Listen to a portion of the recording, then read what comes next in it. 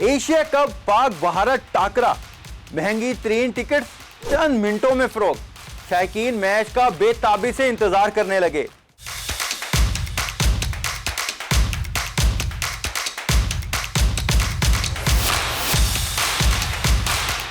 Asia cup 2023 के श्रीलंका में होने वाले मैचेस के टिकट्स की फरोख्त शुरू कर दी गई।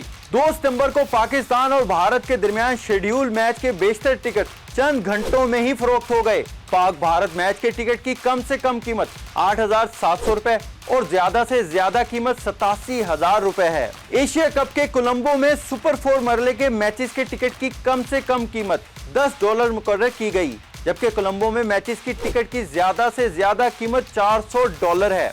इवेंट में पाकिस्तान और भारत का मैच 2 सितंबर को शेड्यूल है, जिसकी टिकट्स ऑनलाइन आते ही शौकीन क्रिकेट ने बुकिंग करवा ली।